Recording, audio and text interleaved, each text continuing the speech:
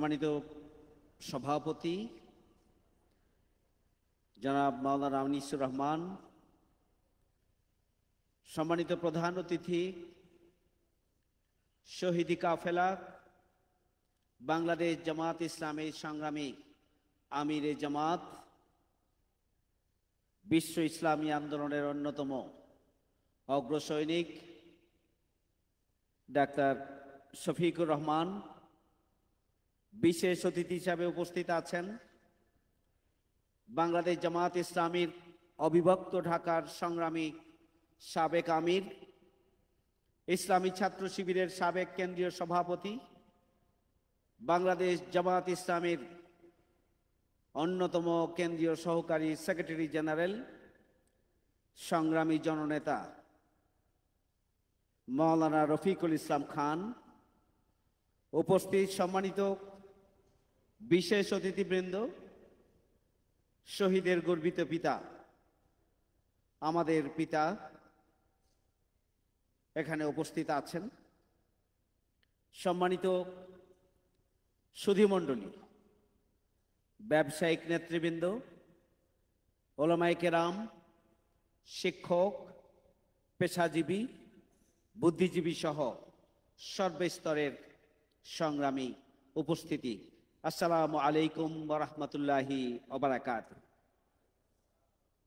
আমরা প্রধান অতিথির কাছ থেকে গুরুত্বপূর্ণ বক্তব্য শুনব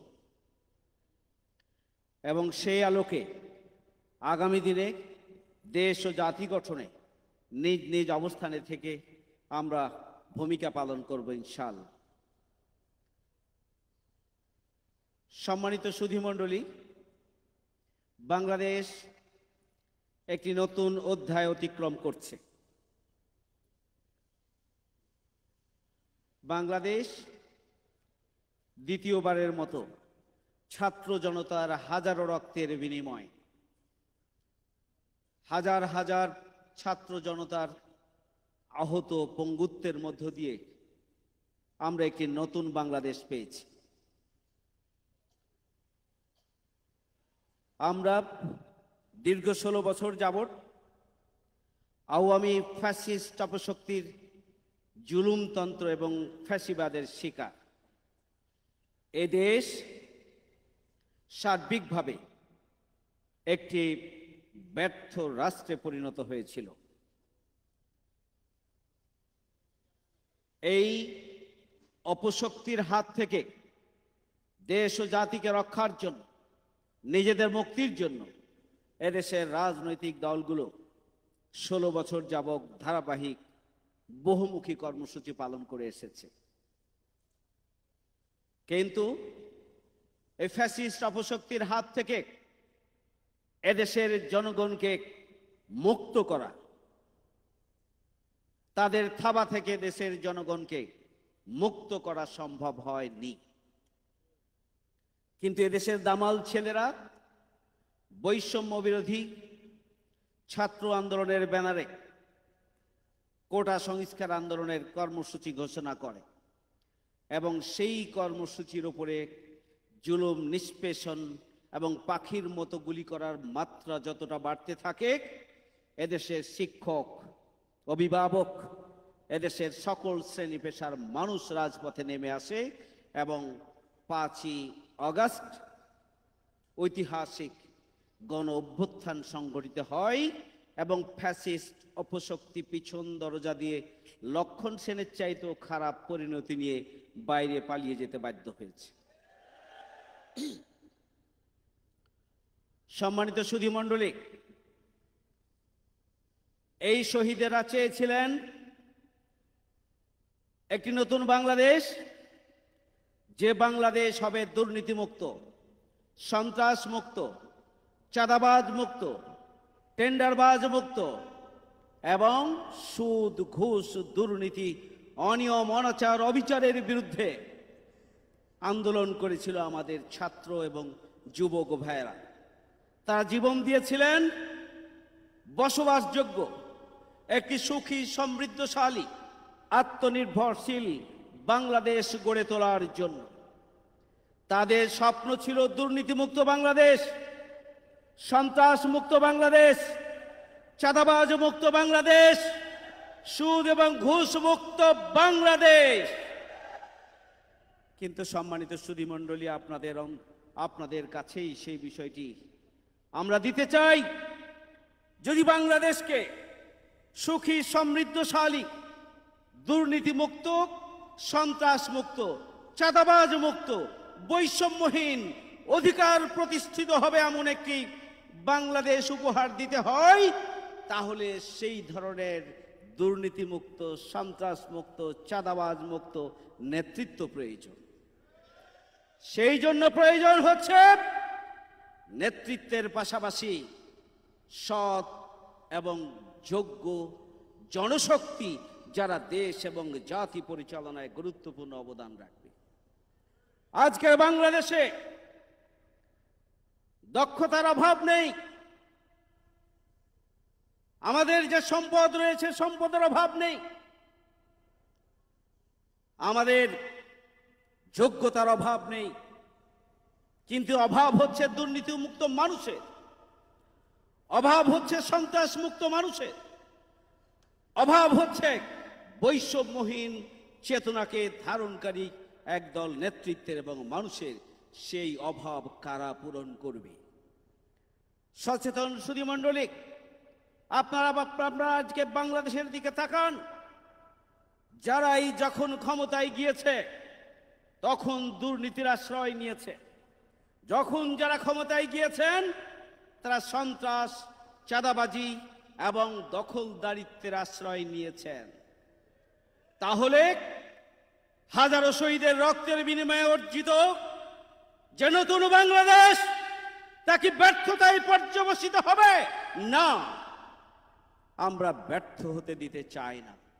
এই জন্য সম্মানিত সুধীমণ্ডলী এবং পেশাজীবী যারা রয়েছেন, বিভিন্ন শ্রেণী পেশার মানুষ, সবাইকে আজকে সজাগ এবং সচেতন হতে হবে। বাংলাদেশ জামায়াত ইসলামী তার প্রতিষ্ঠা লগ্ন থেকে একটি সুখী, সমৃদ্ধশালী, বসবাসযোগ্য বাংলাদেশ প্রতিষ্ঠার জন্য কাজ করছে। দক্ষতা এবং যোগ্যতার পাশাপাশি নৈতিকতায় সমৃদ্ধ একদল সৎ, দেশপ্রেমিক নাগরিক তৈরির কাজ করছে। দীর্ঘ 16 বছর জুড়ে শুধু নয়, স্বাধীনতা উত্তর বাংলাদেশে জামায়াত ইসলামী কাজ করার পর থেকে কখনোই স্বাভাবিকভাবে আমাদেরকে কথা বলতে দেওয়া হয়নি, স্বাভাবিকভাবে চলাফেরা করতে দেওয়া হয়নি, ইসলামের সুমহান আদর্শকে মানুষের সামনে উপস্থাপনের সুযোগ দেওয়া হয়নি।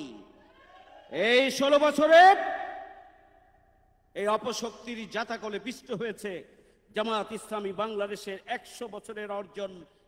প্রায় 11 জন শীর্ষ নেতাকে তারা হত্যা করেছে, 500 নেতা কর্মীকে হত্যা করেছে, 20,000 মিথ্যা মামলা দিয়ে আমাদের লাখ লাখ ভাইদেরকে জেলখানায় কারারুদ্ধ করে রেখেছে, ঘর ছাড়া করেছে, বাড়ি ছাড়া করেছে, ব্যবসা ছাড়া করেছে, চাকরি ছাড়া করেছে, মানবেতর জীবন যাপন করতে হয়েছে জামাত শিবিরের নেতাকর্মীকে। শুধু তাই নয়, এদেশের সাধারণ মানুষ পর্যন্ত যারা কোনোদিন রাজনীতি করে নাই, তাদেরকেও জুলুম, নির্যাতন, নিষ্পেষণের চরম জাতাকলে পিষ্ট করা হয়েছে।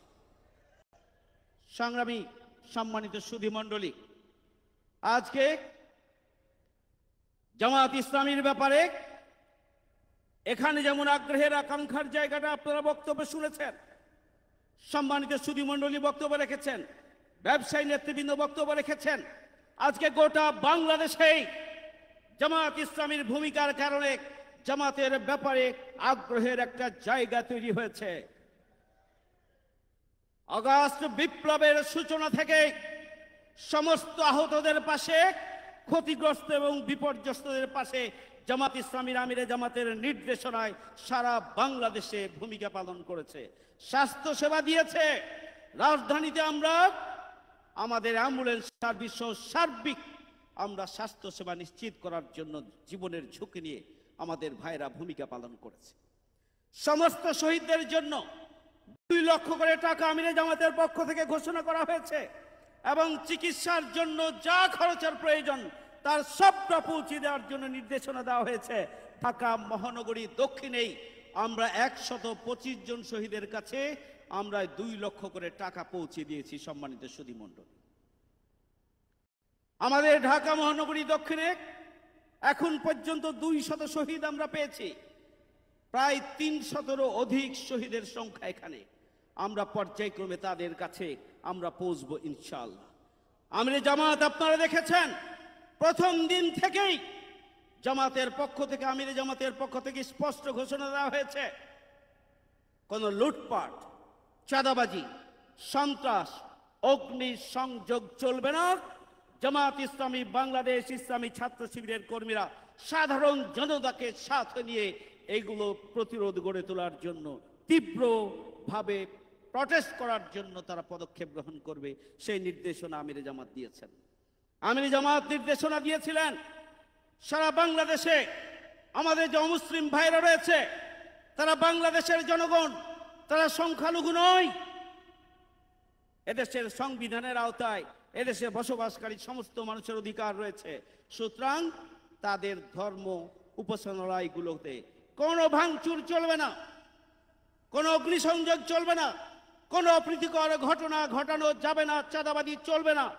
এই ব্যাপারে শক্ত প্রতিরোধ গড়ে তোলার জন্য দেশবাসীকে জামাত ইসলামের নেতাকর্মীকে আহ্বান জানিয়েছিলেন। আপনারা দেখেছেন যে তারা বিভিন্ন উপাসনালয়ে পাহারা পর্যন্ত দিয়েছে দিনের পর দিন। প্রিয় ভাইয়ের আমার, বাংলাদেশ জামাত ইসলামী যখন ইতিবাচক কার্যক্রম নিয়ে সামনের দিকে এগিয়ে যাচ্ছে, তখন অত্যন্ত সুকৌশলে নতুন নতুন কথা আবিষ্কার করে ইসলাম ফোবিয়া ছড়িয়ে দেওয়ার জন্য চেষ্টা করা হচ্ছে। ইসলামের ব্যাপারে ভীতি। আমি শুধু এটুকুই বলতে চাই, নারীদের অধিকার এবং মর্যাদা সমুন্নত করতে পারে একমাত্র ইসলাম। পৃথিবীর কোন জীবন বিধান তা পারেনি এবং পারবে না। অমুসলিমদের অধিকার এটি নিশ্চিত করতে পারে একমাত্র ইসলাম। অমুসলিমদের সম্পদ আমাদের জন্য আমানত, এটি ইসলাম ঘোষণা করেছে। সুতরাং অমুসলিমদের অধিকার নিশ্চিত করবে একমাত্র ইসলাম। ভয় এবং বিভিন্ন অপপ্রচার চালিয়ে জামাত ইসলামীর ব্যাপারে যে পজিটিভ ধারণা তৈরি হচ্ছে, সেদিকে নস্যাৎ করার যে ষড়যন্ত্র চলছে, সেই ব্যাপারে আপনাদেরকে সজাগ থাকার আহ্বান জানিয়ে আজকের আয়োজনে আপনারা উপস্থিত হয়েছেন। এই জন্য আমার পক্ষ থেকে এখানে আপনাদেরকে আন্তরিক শুভেচ্ছা এবং অভিনন্দন জানিয়ে আমার কথা এখানেই শেষ করছি। আল্লাহ হাফেজ। বাংলাদেশ জিন্দাবাদ, বাংলাদেশ জামাত ইসলামী জিন্দাবাদ। আসসালামু আলাইকুম ওয়া রাহমাতুল্লাহি ওয়া বারাকাতুহু।